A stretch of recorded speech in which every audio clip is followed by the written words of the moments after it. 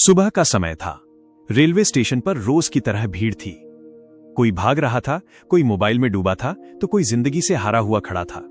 उसी भीड़ में एक आदमी खड़ा था। साधारण कपड़े, ना कोई ब्रांड, न कोई दिखावा, लेकिन कुछ तो अलग था। लोग उसे देखते थे और बिना वजह रास्ता बदल लेते थे। वो ऊंची आवाज में नहीं बोलता था, पर जब वो चुप रहता था तो सामने वाला खुद ही संभल जाता था। उसका नाम आदित्य था। आज जिसे लोग देखकर हल्का महसूस नहीं करते थे, वो कभी सबसे कमजोर समझा जाता था। ऑफिस में उसकी कोई नहीं सुनता था। दोस्त उसकी बात काट देते थे। रिश्तेदार उसे बहुत सीधा कहकर मजाक उड़ाते थे। और सबसे दर्दनाक बात, उसे खुद पर भरोसा नहीं था। एक दिन ऑफिस में मीटिंग चल रही थी। आदित्य ने एक जरूरी बात कही। मैनेजर हंसा और बोला, तुम रहने दो, ये काम तुम्हारे बस का नहीं। पूरी टीम हंस पड़ी। आदित्य कुछ नहीं बोला, लेकिन उस दिन उसकी चुप्पी अंदर से टूट चुकी थी। घर आकर उसने शीशे में खुद को देखा और पहली बार खुद से सवाल किया, क्या मैं सच में इतना कमजोर हूं, या लोगों ने मुझे ऐसा बना दिया है? उस रात उसे नींद नहीं आई। फोन उठाया और यूं ही एक वीडियो चल गया। एक लाइन थी जो सीधा दिल में उतर गई। ताकत आवाज में नहीं होती, ताकत ऑरा में होती है। वही लाइन उसकी जिंदगी का टर्निंग पॉइंट बन गई। उसने फैसला किया, अब मैं खुद को ऐसा बनाऊंगा कि कोई मुझे हल्के में लेने की हिम्मत न करे। अगले दिन कोई जादू नहीं हुआ। वो वही आदमी था, वही ऑफिस, वही लोग। लेकिन एक चीज बदल चुकी थी, उसकी सोच।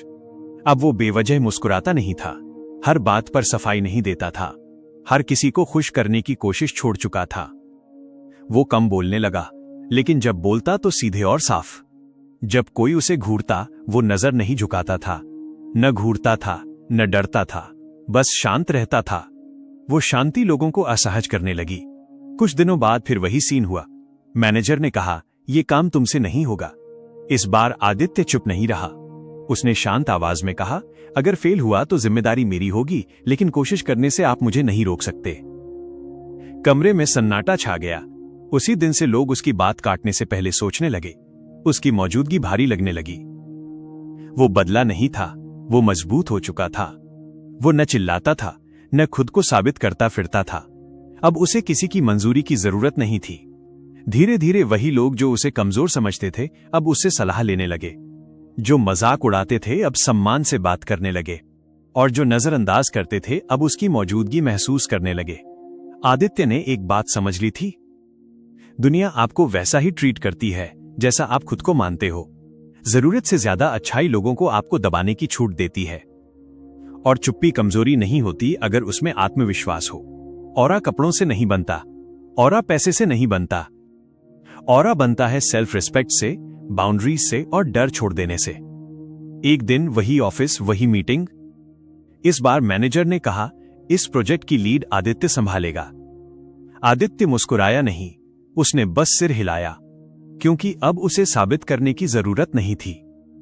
अगर आज भी दुनिया आपको हल्के में ले रही है, तो वजह दुनिया नहीं है।